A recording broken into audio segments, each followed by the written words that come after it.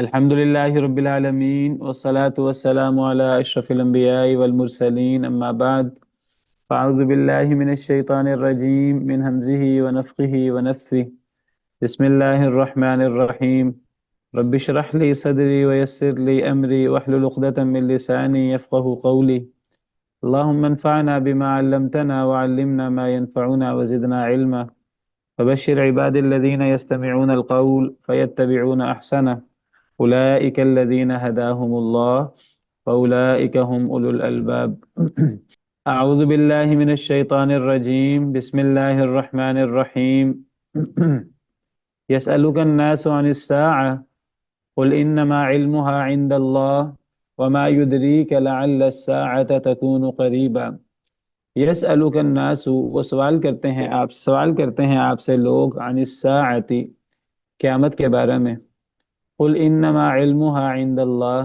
کہہ دیجئے سوائے اس کے کہ نہیں اس کا علم اللہ کے پاس ہے وما يدريك لعل الساعة تكون قريبا اور کیا معلوم آپ کو کہ شاید کہ قیامت وہ بہت ہی قریب ہو۔ تو لوگ آپ سے سوال کرتے ہیں قیامت کے بارے میں قیامت کب ہوگی؟ نبی صلی اللہ علیہ وسلم سے سوال کرتے تھے، کفار سوال کرتے تھے، کفار مذاق کے طور پہ سوال کرتے تھے، انکار کرنے کے لیے سوال کرتے تھے کبھی کوئی مسلمانوں میں سے بھی کوئی سوال کر لیتا تو آپ سے سوال کرتے ہیں قیامت کے بارے میں، تو آپ کہہ دیجئے کہ سوائے اس کے کہ نہیں اس کا علم اللہ کے پاس ہے۔ قیامت کا علم مفاتیح الغیب میں سے ہے اور ان کا علم صرف اللہ کو ہے اور کسی کو نہیں ہے۔ مفاتیح الغیب کتنی ہیں؟ 5 کیا کیا چیزیں ہیں؟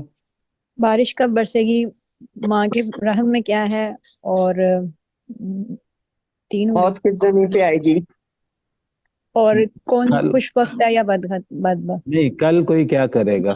کل کو کیا کریں گے۔ موت کس زمین پہ آئے گی، ما تدری نفس ماذا تکسب غدا وما تدری نفس بأي ارض تموت، کل کوئی کیا کرے گا اور کوئی کہاں مرے گا۔ تو 5 چیزیں، ایک قیامت کا علم، ایک بارش، اور ایک رحم میں کیا ہے، ایک کس نے کل کیا کرنا ہے، اور ایک قیامت موت کس کو کہاں آئے گی۔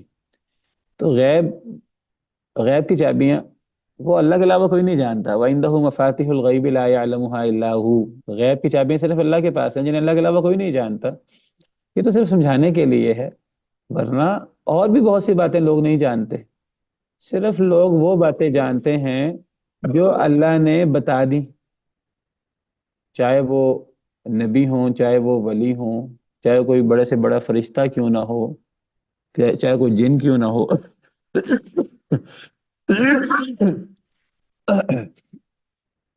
اللہ ازل سے ہے اور عبد الآباد تک ہیں، اللہ کی صفات بھی ازل سے ہیں، اللہ کا علم بھی ازل سے ہے، ابد تک ہے، اور اللہ کو ما کان ما یکون ہر شے کا علم ہے خود بخود۔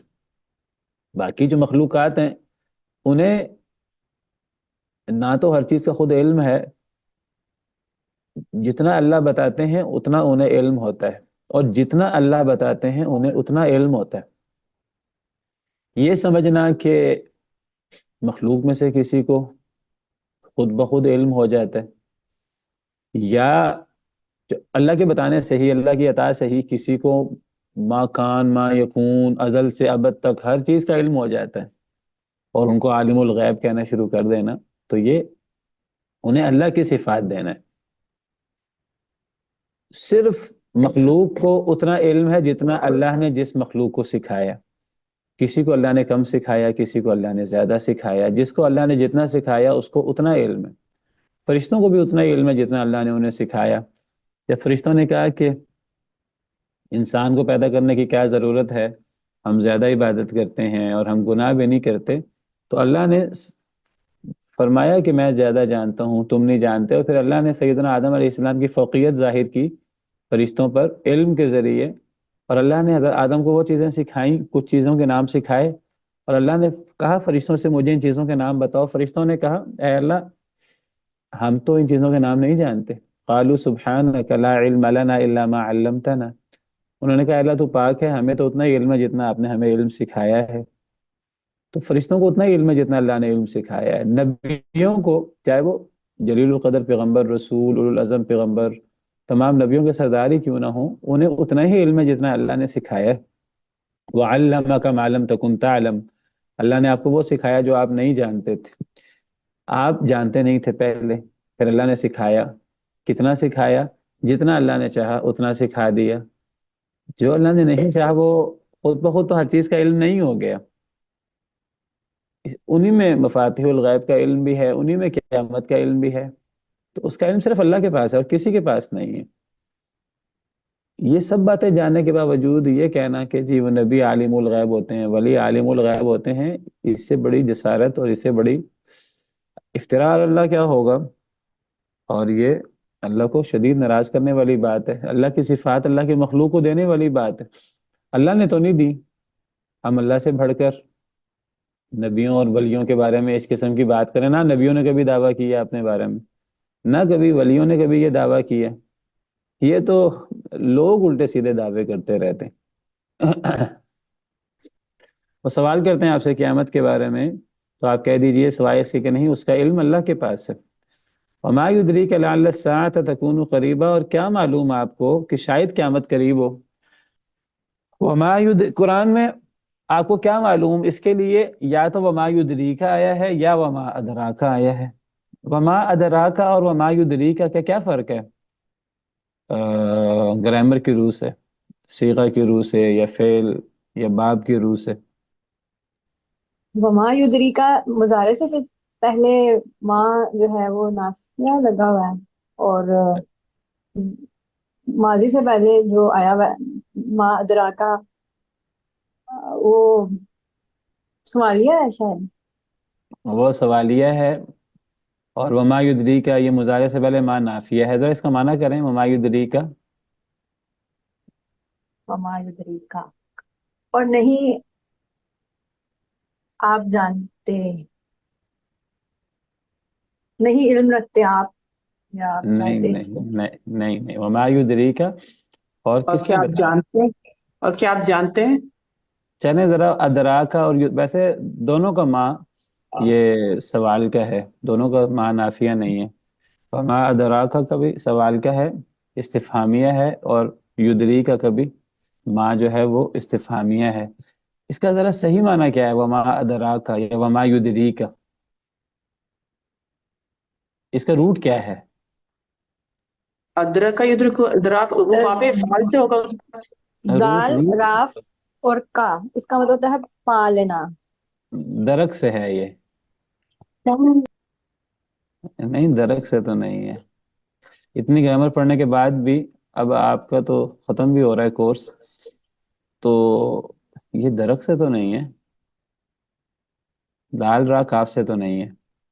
یہ کاف تو ضمیر ہے، کاف تو مفعول کی ضمیر ہے. ادری ید ادری یدری، ایسے اس میں تو کافی ہے. یہ کاف تو شاید ضمیر کا ہے استاد، وہ جی ادراک سے جی، نہیں ہے یہ. یہ دراک سے نہیں ہے. یہ دال را دال، یا دال را یا ہے. دال را یا کا مطلب ہوتا ہے علم،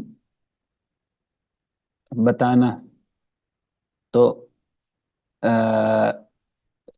درا، درائیتا، تو نے جانا. تو درایت استاد اسی سے. درایت اسی سے ہی ہے. تو ادرا یدری باب فعال ہے اس سے. ادرا فعل ماضی ہے اور یدری اس سے فعل مضارع ہے، یہ دونوں پہلے صیغے ہیں. تو درا کا مطلب جاننا ہوتا ہے، اور ادرا کا مطلب کیا ہوگا؟ کسی دوسرے کو بتانا. متعدی ہو جائے گا نا. درا کا مطلب خود جاننا. تو ادرا کا مطلب کسی کو بتانا. تو ادرا یہ فعل ماضی کا صیغہ ہے، فعل ماضی کا پہلا صیغہ. وما ادراکا، اس کا لفظی معنی کیا ہوگا؟ اور کس نے بتایا تجھے؟ کس نے علم دیا تجھے؟ اور وما یدریکا کا کیا مطلب ہوگا؟ اس کا مطلب بھی وہی ہے، اور کون تجھے بتاتا ہے یا کون تجھے خبر دیتا ہے؟ واضح ہے؟ جی استاذ. یہ تو ہو گیا لفظی معنی ہے اس کا. تو ویسے فرق کیا ہے؟ مفسرین کہتے ہیں وما ادرا کا جب آتا ہے قرآن میں، کس نے بتایا آپ کو، ہم اس کا معنی عام طور پہ کرتے ہیں اور آپ کو کیا معلوم. یہ گرامر کے مطابق ترجمہ نہیں ہے، اردو محاورے میں آپ کر لیں چلیں با محاورہ، لیکن صحیح ترجمہ اس کا یہ نہیں ہے آپ کو کیا معلوم، اس کا صحیح ترجمہ یہ ہے آپ کو کس نے بتایا. یعنی وما اخبارہ کا یا وما یخبرو کا، یہ اس معنی میں ہے. تو آپ کو کس نے بتایا؟ اچھا، قرآن میں جہاں بھی ادراکا آتا ہے تو اس کے بعد اللہ بتا دیتے ہیں، جہاں یدری کا آتا ہے وہاں اللہ نہیں بتاتے. واضح ہے؟ سر ایک دفعہ پھر بتائیے. جہاں وما ادراکا آئے کہ آپ کو کس نے بتایا، اس کے بعد اب جو بھی چیز آتی ہے جب اللہ یہ سوال کرتے ہیں تو عام طور پہ اللہ بتا دیتے ہیں اس کا جواب. اور جہاں اللہ وما یدری کا کہتے ہیں اور کون آپ کو بتائے گا، وہاں اس کا جواب اللہ نہیں دیتے، اللہ اس کو مخفی ہی رکھتے ہیں. مثلا کوئی مثال ادراکا کی مثال دیں. ساتھ قرآن کی آخری صورتوں میں شاید اس کی مثال ہے، ابھی ذہن میں نہیں آ رہی. کئی جگہ پر آتا ہے جز ادراک. اما میں بھی ہے. وما ادراک ما الحاقہ، وما ادراک ما سقر، وما ادراک ما یوم الفصل، اب یہ ساری آیتیں آپ میں سے کون حافظ ہے؟ وما ادراک ما الحاقہ، الحاقۃ ما الحاقہ، وما ادراک ما الحاقہ. الحاقہ کیا ہے اور آپ کو کس نے بتایا الحاقہ کیا ہے؟ تو آگے اللہ نے بتا دیا کہ کذبت ثمود وعاد بالقاریہ، کہ قوم سمود اور قوم عاد دونوں نے قاریہ کو جھٹلایا. اور قاریہ کیا ہے؟ وہ قیامت کا نام ہے. تو الحاقہ سے مراد کیا ہے؟ القاریہ، کھڑکھڑانے والی. اور قرآن کریم میں القاریہ کو بھی اللہ نے وما ادراک کہا ہے. القاریہ ما القاریہ وما ادراک ما القاریہ یوم یکون الناس کالفراش المبثوث. کھڑکھڑانے والی کیا ہے اور آپ کو کس نے بتایا کھڑکھڑانے والی کیا ہے؟ وہ کیا ہے؟ یوم یکون، وہ دن ہے جس دن یوم یکون الناس کالفراش المبثوث، جس دن لوگ بکھرے پتنگوں کی طرح ہو جائیں گے. تو جواب آ گیا نا آگے. اسی طرح وما ادراک ما سقر، آپ کو کیا معلوم سقر کیا ہے؟ آگے اس کا جواب آ گیا ہے. کیا اس کا جواب ہے؟ وما ادراک ما سقر لا تبقی ولا تذر، نہ وہ باقی رکھتی ہے نہ وہ چھوڑتی ہے. لواحۃ للبشر، جلسانے والی ہے بشر کو یا جسم کو. علیہا 19، اس کے اوپر 9 ہوں گے، 19 یعنی 19 فرشتے ہوں گے. جواب آ گیا نا سقر کا بھی، سقر سے مراد جہنم ہے. اور اسی طرح وما ادراک ما یوم الفصل، یوم الفصل کیا ہے؟ ویل یومئذ للمکذبین، اس دن جھٹلانے والوں کے لیے ہلاکت ہے. اور پھر اس کی وضاحت سورہ مرسلات میں بار بار آ رہی ہے. وہ قیامت کا دن ہے. اسی طرح وما ادراک ما یوم الدین، یوم الدین کیا ہے؟ یوم لا تملک نفس لنفس شیئا، یہ وہ دن ہے جس دن کوئی جان کسی جان کے بارے میں کوئی اختیار نہیں رکھے گی. تو یہ قیامت کے دن کی بات ہو رہی ہے. وما ادراک ما سجین، سجین کیا ہے؟ کتاب مرقوم، اس کا جواب آ گیا. وما ادراک ما علیون، علیون کیا ہے؟ کتاب مرقوم، اس کا جواب آ گیا. والسماء والطارق، وما ادراک ما الطارق، الطارق کیا ہے؟ النجم الثاقب، اس کا جواب آ گیا. وما ادراک ما العقبہ، العقبہ کیا ہے؟ فک رقبہ، اس کا جواب آ گیا. تو قرآن میں جہاں بھی ادراکا ہے تو وہاں اس کا جواب آگے موجود ہے. لیکن جہاں یدری کا ہے تو یدری کا ایک تو وہ یعنی قیامت کے بارے میں ہے، اور ایک وہ جو عبداللہ بن ام مکتوم آئے تھے تو کفار بیٹھے ہوئے تھے آپ کے پاس، تو عبس وتولی ان جاءہ الاعمى وما يدریک لعلہ یزکا. تو یہاں اللہ نے جواب نہیں دیا آگے ان کا. جہاں وما یدریک آتا ہے تو وہاں جواب نہیں ہوتا اس کا آگے. وما ادراکا ہو تو آگے اس کا جواب ہوتا ہے. کلیئر ہے؟ جی استاد. اور کون بتایا جی آپ کو استاد. کہ جی کہ شاید کہ قیامت قریب ہو؟ تو بس یہ بتایا کہ قیامت قریب ہے، لیکن مزید وضاحت نہیں بتائی قیامت کی کوئی سال، کوئی ایسی تفصیل جو قیامت کو مزید قریب کر دے. باقی قیامت کی نشانیاں اللہ نے بعض ذکر کی ہیں. تو وہ آپ سے سوال کرتے ہیں قیامت کے بارے میں، کہہ دیجئے کہ اس کا علم اللہ کے پاس ہے، اور آپ کو کس نے بتایا کہ شاید کہ قیامت بہت قریب ہو؟ ان اللہ لعن الکافرین، بے شک اللہ نے لعنت کر دی ہے کافروں پر، واعد لهم سعیرا، اور تیار کیا ہے ان کے لیے بھڑکتی ہوئی آگ کو. وہ جو کفار سوال کرتے تھے قیامت کے بارے میں مذاق اڑاتے ہوئے، تو اللہ فرماتے ہیں تم کس قیامت کا سوال کر رہے ہو، کس قیامت کا مذاق اڑا رہے ہو؟ کیا معلوم قیامت کتنی قریب ہے؟ اور یہ جو انکار کرنے والے ہیں، مذاق اڑانے والے ہیں، ایسے کافروں پر تو اللہ نے لعنت کر دی ہے، اللہ نے ان کو اپنی رحمت سے دور کر دی ہے. اور قیامت کے دن ان کے لیے کوئی کوئی ان کو خوشی نہیں ملنی جس کا یہ سوال کر رہے ہیں. اس دن تو بھڑکتی ہوئی آگ ان کا انتظار کر رہی ہے، والعیاذ باللہ. سوال یہ ہے کہ قیامت اتنی قریب ہے لیکن ابھی تک آئی نہیں ہے. ان آیات کو اترے ہوئے تقریباً 1500 سال ہو گئے ہیں. کیا جواب دیں گے کوئی سوال کرے تو؟ صرف قیامت کے بارے میں کہ قیامت کب ہونے والی ہے، اس کا تو اللہ تعالیٰ کو علم ہے نا، جیسے اس آیت میں ہے کہ قیامت کا علم تو اللہ تعالیٰ کے پاس ہے. ہاں، اور اس کا ایک یہ مطلب بھی ہے کہ یہ یقینی ہے کہ قریب ہے، یقینی ہے، بس آنے والی ہے. جو چیز یقینی ہوتی ہے وہ قریب ہوتی ہے. لیکن کوئی سوال کر رہے کہ جی 1500 سال ہو گئے ہیں ابھی تک نہیں آئی، تو کیسے قریب ہے؟ ایک تو جواب تو آپ کہہ دیں گے کہ جی قریب ہے، چلیں. انہم یرونہ بعیدہ، وہ اس کو دور خیال کرتے ہیں، ونراہ قریبہ، ہم اسے قریب خیال کرتے ہیں. چلیں ایک جواب سب یہ ایک اور ہوا. بات بھی آپ نے بتائی تھی، جیسے ساعت سے مطلب جو ہے نا وہ موت کی گھڑی بھی ہے. کسی شخص کے جو موت واقع ہوتی ہے تو اس کا عمل کا دروازہ وہ بند ہو جاتا ہے نا، تو اس کے لیے قیامت تو اسی وقت شروع ہو جاتی ہے. انسان قیامت کو تو جھٹلا سکتا ہے لیکن موت کو کوئی کافر نہیں جھٹلا قیامت سکتا، کیونکہ وہ جیسے کیا ہی مرے گا وہ اس کی جزا و فضا شروع ہو جائے گی.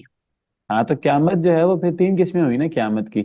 ایک بڑی قیامت ہے جو قیامت کا دن ہے، ایک چھوٹی قیامت ہے الساعۃ الصغریٰ، یعنی ہر انسان کی موت، اور ایک درمیانی قیامت ہے، اس سے مراد ایک نسل کی موت ہے. کتنی قسمیں ہوئیں قیامت کی یا ساعت کی؟ 3. 3. اور یہ لوگ کہاں سے لیتے ہیں؟ یہ احادیث مبارکہ سے یہ لی گئی ہیں چیزیں.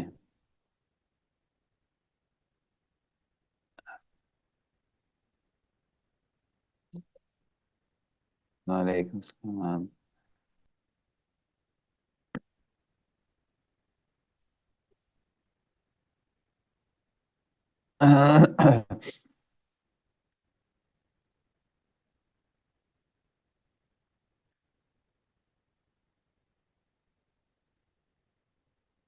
یہ دیکھیے، یہ حدیث مبارکہ ہے نبی صلی اللہ علیہ وسلم کی.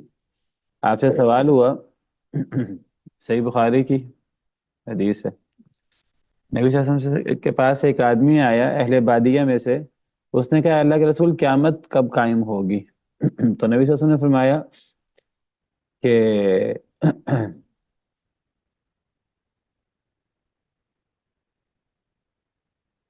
کہ تو نے اس کے لیے تیاری کیا کی ہے؟ اس نے کہا کہ میں نے اس کی تیاری کوئی نہیں کی، مگر میں اللہ اور اللہ کے رسول سے محبت کرتا ہوں. تو آپ نے فرمایا کہ تو جس سے محبت کرتا ہے تو اس کے ساتھ ہے. ہم نے کہا کہ کیا یہ ہمارے لیے بھی حدیث ہے، یعنی ہم جس سے محبت کر رہے ہیں ہم قیامت کے دن اس کے ساتھ ہوں گے؟ تو آپ نے فرمایا جی ہاں. ففرحنا یومئذ فرحا شدیدا، ہم اس دن بہت خوش ہوئے. اچھا، اصل میں ہاں، یہ حدیث ہے، حدیث نمبر 6511. حضرت عائشہ فرماتی ہیں کہ بعض بدو وہ آتے تھے نبی کریم صلی اللہ علیہ وسلم کے پاس، آپ سے سوال کرتے تھے قیامت کب ہوگی. فکان ينظر الى اصغرهم فیقول، آپ لوگوں میں سب سے چھوٹے شخص کو دیکھتے تھے اور آپ فرماتے تھے ان یعیش هذا لا يدركه الحرم حتی تقوم علیکم ساعتکم. اگر یہ زندہ رہ گیا، سب سے چھوٹے شخص کو دیکھتے مجلس میں، یہ ایک دفعہ نہیں کئی دفعہ ایسا ہوا، آپ نے تو جب آپ سے سوال ہوا تو آپ اپنے مجلس کے سب سے چھوٹے کو آپ دیکھتے اور آپ فرماتے اگر یہ زندہ رہ گیا، اس کی عمر ہوئی تو یہ بوڑھا نہیں ہوگا حتیٰ کہ تم پر تمہاری قیامت آ جائے گی. اب بتائیے یہاں قیامت سے کیا مراد ہے؟ موت. موت. ایک قوم کے جو ہے نا، ہشام کہتے ہیں ایک کرن یعنی اگر ہم من لگا لیں 60-70 سال پہلے. ہاں آپ نے فرمایا کہ جو سب سے چھوٹے کو دیکھ کر ایک انداز ہے نا سمجھانے کا، آپ بھی سمجھیں اس طرح، میں بھی اسے سمجھوں. یعنی کوئی بندہ پوچھے قیامت کب آنی ہے تو سب سے چھوٹے کو دیکھیں اور آپ کہیں کہ یہ اگر زندہ رہ گیا، اس کی 60 سال 70 سال عمر ہوئی، تو دوسرے لوگوں سے 10 15 20 سال 25 سال 40 سال بڑے ہوں گے، 50 سال بڑے ہوں گے، تو یہ 60 70 سال کو پہنچے گا. اگر اس کی عمر لمبی ہوئی تو تمہاری عمر 100 سال 110 20 سال تو نہیں ہوتی لوگوں کی، تو تمہاری موت آ چکی ہوگی. تو نبی صلی اللہ علیہ وسلم نے کیا فرمایا اس کو کہ یہ اگر زندہ رہا، یہ ابھی بوڑھا نہیں ہوگا، تمہاری قیامت آ جائے گی. تو قیامت سے کیا ثابت ہوا کہ قیامت موت کو بھی کہتے ہیں. ٹھیک ہے، تو یہ اور یہ صحیح بخاری کی حدیث ہے. یہ اور اس قسم کی بہت سارے نصوص ہیں جس سے پتہ لگتا ہے. تو یہ بہت زبردست جواب ہے. یہ یعنی آپ کو بندہ کہے جی قیامت جو ہے، قرآن کہتا ہے قیامت بہت قریب ہے. کوئی بندہ کہے جی قرآن اترے ہوئے 1500 سال ہو گئے ہیں. اچھا قیامت صرف یہ نہیں کہتا، قرآن تو یہ بھی کہتا ہے کہ قیامت پلک جھپکنے سے بھی زیادہ قریب ہے. کدھر وللہ غیب السماوات والارض وما امر الساعۃ الا کلمح البصر او هو اقرب، کہ قیامت کا معاملہ تو پلک جھپکنے کی طرح ہے، اس سے بھی زیادہ قریب ہے. تو اصل میں موت کسی وقت بھی آ سکتی ہے. کوئی بندہ نہیں کہہ سکتا میری موت مجھ سے 1 گھنٹہ دور ہے، کہ میری موت مجھ سے جو ہے وہ 10 دن دور ہے یا 10 سال دور ہے. کوئی بندہ نہیں کہہ سکتا. جب کوئی بندہ نہیں کہہ سکتا تو پھر قیامت قریب ہے. موت قیامت ہے. اصل میں جس پہ موت آ گئی اس پر تو قیامت نہیں آنی نا. جس پر موت آ جائے اس پر الگ سے تو بڑی قیامت واقع نہیں ہوگی نا. قیامت تو ان لوگوں پر واقع ہو. قیامت کیا ہے؟ جو بڑی قیامت ہے وہ تمام دنیا کی موت ہے، تمام کائنات کی موت ہے، تمام مخلوقات کی موت ہے. تو وہ بڑی قیامت ہے. ایک درمیانی قیامت ہے، ایک نسل کی موت، اور ایک چھوٹی قیامت ہے ہر انسان کی موت. تو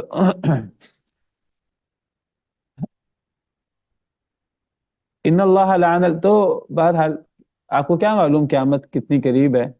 تو اس کے پیچھے نہیں پڑنا چاہیے قیامت کتنی دور ہے کتنی قریب ہے. انسان کو اپنے اعمال پہ توجہ دینی چاہیے. اور جو لوگ اس طرح کے سوال کرتے ہیں ان کو اللہ جواب دے رہے ہیں ان اللہ لعن الکافرین. اللہ نے کافر سوال کرتے تھے نا اس طرح کے زیادہ تر.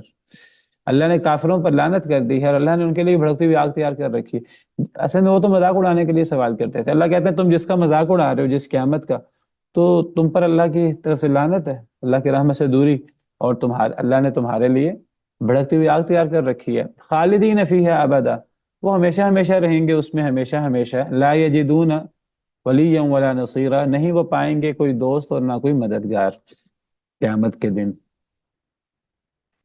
یعنی قیامت کے دن ولی اور مددگار صرف اللہ ہو سکتے ہیں اور کوئی نہیں ہو سکتا.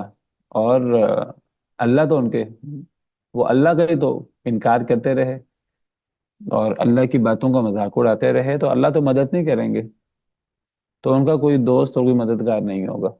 یوم تقلب وجوہہم فی النار، جس دن الٹ پلٹ کیے جائیں گے ان کے چہرے آگ میں. یقولون، تو وہ کہیں گے یا لیتنا اطعنا اللہ واطعنا الرسول، ہائے افسوس ہمیں، ہائے کاش کہ ہم اطاعت کر لیتے اللہ کی اور ہم اطاعت کر لیتے رسول کی. جس دن ان کے چہرے الٹ پلٹ کیے جائیں گے آگ میں، تو جب وہ جہنم میں ہوں گے اور جہنم میں وہ چیخ رہے ہوں گے، دہائیاں دے رہے ہوں گے. کیا دہائیاں دے رہے ہوں گے؟ وہ کہیں گے ہائے کاش کہ ہم اللہ کی اور اللہ کے رسول کی اطاعت کر لیتے. دیکھیے یہ وہ بات ہے جو کفار جہنم میں جا کر کہیں گے. تو دنیا کے اندر اس کی کوشش کرنی چاہیے. جو دنیا کے اندر یہ کر لے تو وہ پھر اس جہنم سے بچ جائے گا. جو دنیا کے اندر اس کی کوشش نہ کرے تو پھر اس کا انجام یہی ہے، پھر وہ قیامت کے دن اور جہنم میں پھر وہ یہ دعائیاں دے گا، کہے گا ہائے کاش کہ میں اللہ کی اور اللہ کے رسول کی اطاعت کرتا. تو اللہ اور اللہ کے رسول کی اطاعت کی اتنی اہمیت ہے کہ یہ چیز انسان کو مصیبتوں سے اور قیامت کی میدان محشر کی اور آخرت کی مشکلات سے انسان کو بچا لیتی ہے اللہ اور اللہ کے رسول کی اطاعت۔ وقالوا ربنا، اور وہ کہیں گے اے ہمارے رب، یعنی روز قیامت وہ کہیں گے کافر، وہ کہیں گے اے ہمارے رب انا اطعنا، بے شک ہم نے اطاعت کی، سادتنا، سادہ سید کی جمع ہے، سادہ سردار، ہم نے اطاعت کی اپنے سرداروں کی، وکبراءنا، اور اپنے بڑوں کی، فاضلون السبیل، تو انہوں نے گمراہ کر دیا ہمیں سیدھے رستے سے۔ ربنا آتہم، اے ہمارے رب دے ان کو ضعفین من العذاب، ڈبل دگنا، من العذاب عذاب، والعنہم، اور لعنت کر ان پر، لعنا کبیرہ، بہت بڑی لعنت۔ اب وہ جہنم میں ہوں گے، جہنم میں ایک تو وہ کہیں گے کاش کہ ہم اللہ اور اللہ کے رسول کی اطاعت کر لیتے، تو اللہ اور اللہ کے رسول کی نافرمانی کا کتنا نقصان ہے دنیا اور آخرت میں۔ دوسری بات وہ جو کہیں گے، وہ کہیں گے جہنم میں ہی، وہ کہیں گے کہ ہم نے اپنے بڑوں کی، اپنے سرداروں کی اور اپنے بڑوں کی اطاعت کی تھی، ہم نے اللہ رسول کی اطاعت نہیں کی تھی، اللہ رسول کی اطاعت چھوڑ کر ہم تو اپنے سرداروں اور اپنے بڑوں اور اپنے گرو اور ہم ان کے پیچھے لگے رہے، دنیاوی مفادات کے پیچھے، انہوں نے ہمیں سیدھے رستے سے گمراہ کیا۔ اچھا، اب ان کو یہ تو پتہ لگے گا کہ اب ہم بچ تو سکتے نہیں جہنم سے، اب وہ اتنا خفا ہوں گے، اتنا غصے ہوں گے اپنے بڑوں پر، وہ کہیں گے اے اللہ ہمیں تو آپ نے جہنم سے نکالنا نہیں ہے، تو کم از کم ہمارے بڑوں کو، وہ بھی ہمارے ساتھ جہنم میں ہے، کم از کم ان کا عذاب ہی ڈبل کر دیں، ان کی وجہ سے ہم جہنم میں آئے۔ یہ کمزوروں کی اور بڑوں کی مخالفت اور چپکلش اور دشمنی اور ایک دوسرے کے بارے میں اس قسم کی باتیں یہ قرآن کریم میں بکھری پڑی ہیں، تو یہ اپنے بڑوں کے خلاف بد دعا کریں گے اور کہیں گے ہم بڑوں کی وجہ سے گمراہ ہوئے۔ یہ بات ایک حد تک ٹھیک بھی ہے اور ایک حد تک ٹھیک نہیں بھی ہے۔ ٹھیک اس معنی میں ہے کہ ٹھیک ہے بڑے انہیں ورغلاتے رہے، سردار، دیکھیے اچھے لوگ ہوتے ہیں، برے لوگ ہوتے ہیں، دو طرح کے لوگ ہیں دنیا میں، ایک اچھے اور ایک برے۔ ان دونوں میں دو طرح کے لوگ ہیں، ایک وہ لوگ ہیں جو عام چلنے والے ہوتے ہیں، اور ایک وہ لوگ ہوتے ہیں جو پیش پیش ہوتے ہیں۔ نیک لوگوں میں بھی عام نیکی کرنے والے لوگ ہیں اور پیش پیش نیکی کرنے والے لوگ ہیں، جو صرف خود نیک نہیں ہیں بلکہ دوسروں کو بھی وہ نیکی کی دعوت دیتے ہیں، اور وہ پیش پیش ہوتے ہیں، امام ہوتے ہیں، متقین کا امام، نبی اور نبی کے اولیاء، نبی کے وارثین، علماء حق۔ اور پھر برے لوگ ہوتے ہیں عام، اور پھر برائی کے بھی امام ہوتے ہیں، ائمۃ الکفر۔ تو یہ جو برے لوگ ہیں عام اور کفر کے امام، کفر کے امام وہ ہیں جو خود بھی ایمان نہیں لاتے، دوسروں کو بھی ایمان لانے سے روکتے ہیں، خود بھی ایمان نہیں لاتے۔ وَتَصُدُّونَ عَن سَبِيلِ اللَّهِ مَنْ آمَنَ، اللہ تعالیٰ یہود کے بارے میں کہتے ہیں کہ یا اہل الکتاب لِمَ تَصُدُّونَ عَن سَبِيلِ اللَّهِ مَنْ آمَنَ، جو ایمان لاتا ہے تم اس کو ایمان لانے سے کیوں روکتے ہو؟ یعنی ایک تو یہود خود ایمان نہیں لاتے تھے، دوسرا کیا کرتے تھے کہ جو ایمان لاتا تھا اس کو ایمان لانے سے روکتے تھے، تو یہ جو کفر کے امام بنتے ہیں، تو ایک حد تک کی بات ٹھیک ہے کہ اے اللہ انہوں نے ہمیں گمراہ کیا، ہم ان کی وجہ سے گمراہ ہوئے۔ اب ابو جہل وغیرہ اور ولید بن مغیرہ اور نضر بن حارث اور بڑے بڑے کفار، وہ عام کفار کے بھی گمراہی کا باعث بنے، تو ان کو ڈبل عذاب۔ ایک حد تک بات ٹھیک ہے ان کی، لیکن ایک حد تک ان کی بات غلط ہے، ایک لحاظ سے بات ٹھیک ہے، ایک لحاظ سے بات غلط ہے۔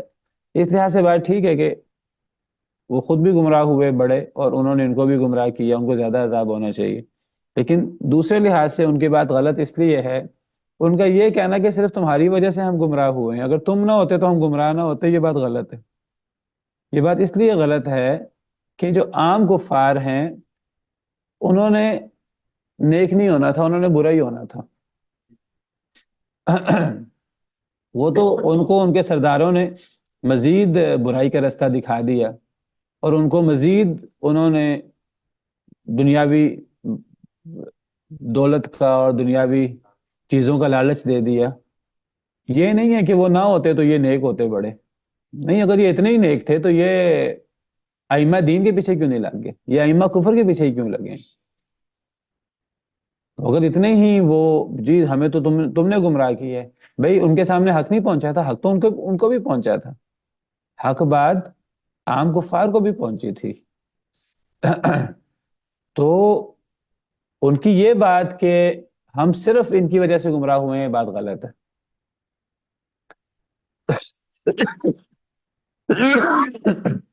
اللہ نے کفار کا جو دونوں گروہ ہیں ان کا یہ مکالمہ ذکر کیا ہے قرآن میں، ایک جگہ نہیں کئی جگہ ذکر کیا ہے. اور اللہ تو یہ فرماتے ہیں کہ دونوں کے لیے یہ ڈبل عذاب ہے. یہ کہنا عام لوگوں کا کہ اے اللہ یہ جو بڑے بڑے کفار ہیں ان کو ڈبل عذاب دے، اللہ کہتے ہیں دونوں کو ہی ڈبل عذاب ملے گا. یہ دیکھیے یہ سورہ سبا ہے، اس میں بھی کفار کا آپس کا جہنم کے اندر قیامت کے اندر ان کا آپس میں مقابلہ ہو رہا ہے، مناقشہ ہو رہا ہے. اللہ فرماتے ہیں وَلَوْ تَرَى إِذِ الظَّالِمُونَ مَوْقُوفُونَ عِنْدَ رَبِّهِمْ، کاش کہ آپ دیکھیں جب ظالم لوگ کھڑے ہوں گے اپنے رب کے پاس. ظالم لوگ سے مراد کفار کے سردار بھی اور عام کفار بھی. یرجع بعضهم الى بعض القول، لٹا رہا ہوگا ان میں سے بعض کی طرف قول کو، یعنی بعض کافروں کو برا بلا کہہ رہے ہوں گے. تو میں ذکر کر رہا تھا آپ کے سامنے کہ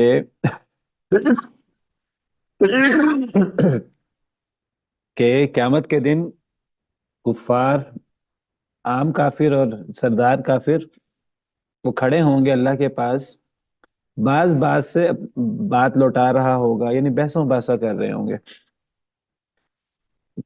یقول الذین استضعفوا، کہیں گے وہ لوگ جو کمزور خیال کیے جاتے تھے.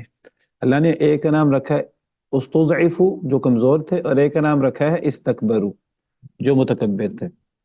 یہ کمزور لوگ ہیں، یہ عام کفار ہیں.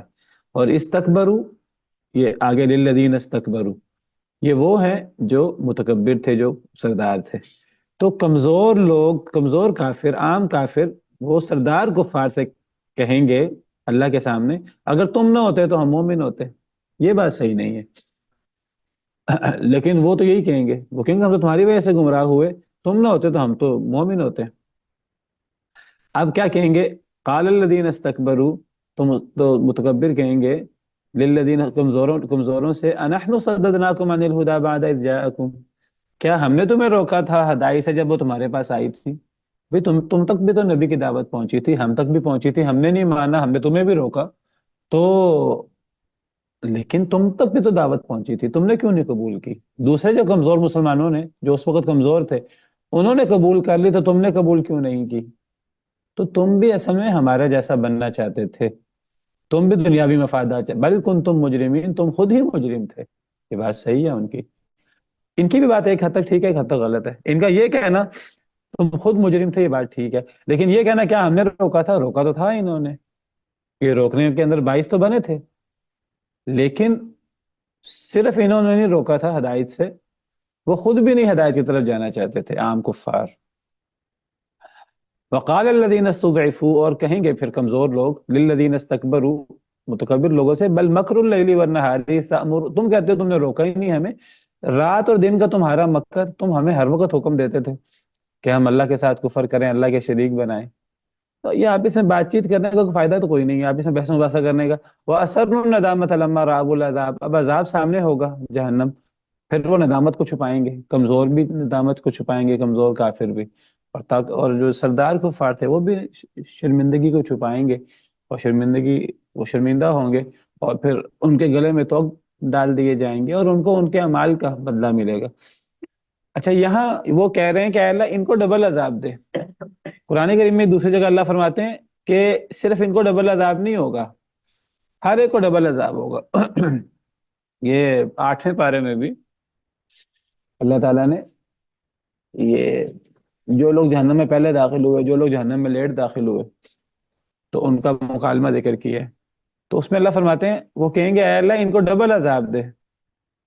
جو بعد والے ہیں، بعد والے جو عام کفار ہیں، وہ جو سردار کفار ہیں وہ پہلے جہنم میں داخل ہو جائیں گے، بعد والے وہ عام کفار ہیں، بعد والے پہلوں کے بارے میں کہیں گے اے اللہ انہوں نے ہمیں گمراہ کیا، اے اللہ انہیں ڈبل عذاب دے، تو اللہ کہیں گے ہر ایک کے لیے ڈبل ہے، وَلَٰكِنَّ لَا تَعْلَمُونَ، لیکن تم جانتے نہیں۔ بہرحال جو سردار ہیں ان کا نسبتاً عذاب زیادہ ہی ہے، ان کو اپنا عذاب بھی ملے گا اور ان کو گمراہ کرنے میں بھی کافی حد تک وہ باعث بنے، لیکن اس کا مطلب یہ نہیں کہ عام کفار وہ وہ صرف ان کی وجہ سے گمراہ ہوئے ہیں، یہ بات بھی صحیح نہیں ہے۔ بہرحال نتیجہ کیا نکلا؟ نتیجہ یہ نکلا اللہ رسول کی اطاعت سے انسان جہنم سے بچ سکتا ہے ورنہ جہنم میں جائے گا، اور نمبر دو یہ جو اندھا دھند اپنے بڑوں کی اور اپنے سرداروں کی اطاعت کرتے ہیں، جو اللہ رسول کو چھوڑ کر آباء و اجداد کی تقلید کرتے ہیں یا اپنے علماء کی تقلید کرتے ہیں یا غیروں کی تقلید کرتے ہیں، یہود و نصارہ کی، سب پر یہ فٹ آتی ہے بات، اللہ رسول کو چھوڑ کر۔ یا ایھا الذین آمنوا، اے ایمان والو، لا تکونوا کالذین آذوا موسیٰ، نہ ہو جاؤ ان لوگوں کی طرح جنہوں نے اذیت دی موسیٰ علیہ السلام کو، فبرأہ اللہ مما قالوا، تو بری کر دیا انہیں اللہ نے اس سے جو انہوں نے کہا، وکان عند اللہ وجیہا، اور وہ تھے اللہ کے نزدیک بڑے وجیح۔ اے ایمان والو ان لوگوں کی طرح نہ ہو جاؤ، یعنی بنی اسرائیل کی طرح جنہوں نے حضرت موسیٰ کو اذیت دی۔ اب بنی اسرائیل دیکھیے،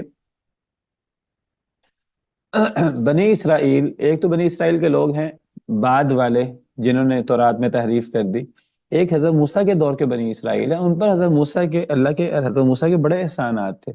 حضرت موسیٰ انہیں باقاعدہ فرعون کے پاس نکال کے لے کے گئے اللہ کے حکم سے، اور فرعون کے چنگل سے، فرعون قتل کرتا تھا ان کے بچوں کو، بڑی ظلم زیادتی کرتا تھا، تو اللہ نے حضرت موسیٰ کے ذریعے انہیں بچایا، اور حضرت موسیٰ نبی تھے ان کے اور بڑے جلیل القدر پیغمبر تھے، اور بنی اسرائیل کو حضرت موسیٰ کے مقام کا پتہ تھا، لیکن اس کے باوجود بنی اسرائیل نے حضرت موسیٰ کو اذیتیں دی۔ اللہ تعالیٰ قرآن میں کہتے ہیں کہ حضرت موسیٰ نے بنی اسرائیل سے کہا، سورہ صف میں ہے، وَإِذْ قَالَ مُوسَىٰ لِقَوْمِهِ يَا قَوْمِ لِمَ تُؤْذُونَنِي وَقَدْ تَعْلَمُونَ أَنِّي رَسُولُ اللَّهِ إِلَيْكُمْ۔ حضرت موسیٰ نے اپنی قوم سے کہا، میری قوم تم مجھے کیوں اذیت دیتے ہو حالانکہ تمہیں پتہ ہے میں اللہ کا رسول ہوں۔ اور یہاں اللہ تعالیٰ فرما رہے ہیں اے ایمان والو، اے نبی کے صحابہ، تم بنی اسرائیل کی طرح نہ ہو جانا، حضرت موسیٰ کے ساتھیوں کی طرح نہ ہو جانا جنہوں نے حضرت موسیٰ کو اذیت دی تھی۔ فبرأہ اللہ، اللہ نے بری کر دیا تھا حضرت موسیٰ کو اس سے جو انہوں نے کہا تھا، یعنی انہوں نے الزام لگایا تھا حضرت موسیٰ پر ایک، اور حضرت موسیٰ کو اذیت ہوئی تھی، اللہ نے وہ الزام دھو دیا، حضرت موسیٰ سے صاف کر دیا۔ حضرت موسیٰ اللہ کے یہاں بڑے وجیح تھے، کیا الزام لگایا تھا وہ یہ حدیث مبارکہ میں موجود ہے، یہ صحیح بخاری کی حدیث ہے 3404۔ الزام یہ تھا کہ حضرت موسیٰ جو ہیں وہ بنی اسرائیل کے لوگ ایک دوسرے کے سامنے کپڑے اتار کر نہا لیتے تھے، شرم نہیں کرتے تھے ایک دوسرے سے، بلکہ جو شرم کرتا تھا تو وہ کہتے تھے کہ یہ تو عورتوں کی طرح ہے، اس کو تو کوئی بیماری ہے۔ حضرت موسیٰ شرم کرتے تھے، اور شرم یہ تو دین کی بنیاد ہے، دین کا ایک بڑا حصہ ہے، الحیاء من الایمان، اور حضرت موسیٰ بڑے شرمیلے تھے۔ تو حضرت ابو ہریرہ فرماتے ہیں نبی صلی اللہ علیہ وسلم نے فرمایا ان موسیٰ کان رجلا حییا ستیرا، حضرت موسیٰ بڑے حیادار شخص تھے، اور چھپ چھپ کر وہ کبھی انہوں نے نہانا ہوتا تھا۔ لا یری من جلدہ شیء استحیاء منہ، ان کی جسم سے کبھی لوگوں کو چیزیں نظر نہیں آتی تھیں، یعنی جو اندر کے جسم ہوتا ہے سینہ پیٹ وغیرہ، لوگوں کو یہ چیزیں نظر نہیں آتی تھیں استحیاء منہ، ان کی حیا کی وجہ سے۔ فآذاہ من آذاہ من بنی اسرائیل، تو اذیت دی حضرت موسیٰ کو جس نے بھی اذیت دی بنی اسرائیل میں سے۔ کیا اذیت دی؟ انہوں نے کہا ما یستتر ھذا التستر الا من عیب بجلدہ، یہ اس لیے اتنا چھپ کر رہتے ہیں کہ ان کے جسم میں کوئی عیب ہے، یا تو ان کو برس کی بیماری ہے، کھل بہری ہے، وَإِمَّا أُدْرَةٌ، یا ادرا کہتے ہیں یہ جو ہے نا جنسی طور پر ان کا کوئی عیب ہے ان کے اعضائے تناسل میں، وَإِمَّا آفَةٌ، یا کوئی اور بیماری ہے۔ وَإِنَّ اللَّهَ أَرَادَ أَن يُبَرِّئَهُ مِمَّا قَالُوا، اللہ نے چاہا کہ اللہ ان کو بری کریں اس سے جو انہوں نے الزام لگایا تھا. تو انہوں نے فَخَلَا يَوْمًا وَحْدَهُ، ایک دن حضرت موسیٰ اکیلے ہوئے. فَوَضَعَ ثِيَابَهُ عَلَى الْحَجَرِ، تو حضرت موسیٰ نے پتھر پر اپنے کپڑے رکھے. ثُمَّ اغْتَسَلَ، پھر انہوں نے غسل شروع کیا. ایک جگہ اکیلے تھے، کوئی تھا نہیں، تو حضرت موسیٰ نے کپڑے اتار کر پتھر پہ رکھے اور آپ غسل کرنے لگے، نہانے لگے. فلما فرغ، جب وہ فارغ ہوئے، اب وہ پتھر کی طرف آئے کپڑے لینے کے لیے. وَإِنَّ الْحَجَرَ عَدَا بِثَوْبِهِ، پتھر بھاگ نکلا حضرت موسیٰ کے کپڑوں کو لے کر. فَأَخَذَ مُوسَىٰ عَصَاهُ، حضرت موسیٰ نے اپنا عصا لیا. وَطَلَبَ الْحَجَرَ، حجر کے پتھر کے پیچھے لگ گئے. فجعل يقول، حضرت موسیٰ کہہ رہے تھے ثوبی حجر ثوبی حجر، میرے کپڑے یا پتھر، میرے کپڑے یا پتھر. حتی انتہا الی ملئ من بنی اسرائیل، پتھر رکا جا کر بنی اسرائیل کی ایک جماعت موجود تھی، وہاں جا کر پتھر رکا. فرعوه عریانا، تو انہوں نے حضرت موسیٰ کو عریان دیکھ لیا. احسن ما خلق اللہ، خوبصورت ترین جسم تھا حضرت موسیٰ کا جو اللہ نے ان کو دیا تھا. وابرأہ، اور بالکل ٹھیک ٹھاک. مما یقولون، اس سے جو وہ کہتے تھے. وہ کہتے تھے جسم میں بیماری ہے یا جنسی اعضاء میں کوئی بیماری ہے، خصیتین وغیرہ میں، تو کچھ مسئلہ نہیں تھا. وقام الحجر، اور پتھر رک گیا. فاخذ ثوبہ، حضرت موسیٰ نے اپنے کپڑے لیے. فلبسہ، ان کو پہن لیا، اور پھر پتھر کو عصا مارنا شروع کر دیا. غصہ ان کو آیا بڑا. فواللہ، اللہ کی قسم، پتھر پر اثر ہو گیا حضرت موسیٰ کے مارنے کی وجہ سے. پتھر پہ نشان پڑ گئے، 3 5 یا 3 4 یا 5. نبی صلی اللہ علیہ وسلم نے فرمایا پتھر پر وہ عصا حضرت موسیٰ کا عام عصا نہیں تھا، تو اس سے پتھر پہ نشان بھی پڑ گئے. ہاں، وہ نشان پتھر پہ باقی رہے. تو یہ مطلب ہے اس آیت کا، یا ایھا الذین آمنوا لا تکونوا کالذین آذوا موسیٰ فبرأہ اللہ مما قالوا. تو یہ اذیت دی تھی انہوں نے، اور اس طرح اللہ نے حضرت موسیٰ کو، اللہ کی اپنی حکمتیں ہیں، اللہ نے اس طرح حضرت موسیٰ کو بری کیا. وَكَانَ عِنْدَ اللَّهِ وَجِيهًا، حضرت موسیٰ اللہ کے ہاں بڑے وجیح تھے. وجیح، باوقار، خوبصورت، صحت مند، لمبے چوڑے. نبی، وہ نبوی طور پر بھی، دینی طور پر بھی، عقلی طور پر بھی، اور ظاہری جسمانی طور پر بھی ہر لحاظ سے خوبصورت، صحت مند ہوتے ہیں، خاندانی طور پر. ہاں نہیں، بخاری میں، مسلم میں، حدیث کی ہر کتاب میں، بڑی مشہور حدیث ہے، صحیح بخاری میں بھی ہے، صحیح مسلم میں بھی ہے. تو نبی بڑا وجیح ہوتا ہے. اللہ نے حضرت عیسیٰ کو بھی وجیح قرار دیا ہے. اذ قالت الملائکۃ یا مریم،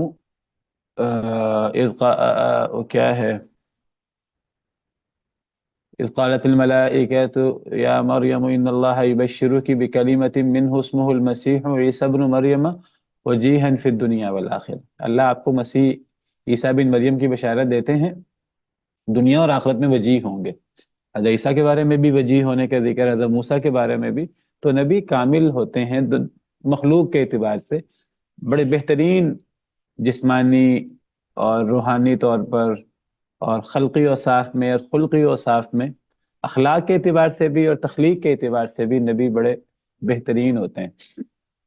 وقتی طور پہ بیماری آ جاتی ہے، حضرت ایوب پہ آئی، یا جادو وغیرہ، یہ چیزیں وقتی طور پہ ہو جاتی ہیں، لیکن نبی ویسے ٹھیک ٹھاک ہوتے ہیں. خاندانی طور پر بھی بہترین ہوتے ہیں، جسمانی طور پر بھی بہترین ہوتے ہیں، اور اخلاق کے اعتبار سے بھی بہترین ہوتے ہیں. چلیں، آج کے لیے اتنا ہی کافی ہے. سبحان ربک رب العزت عما یصفون وسلام علی المرسلین، الحمد للہ.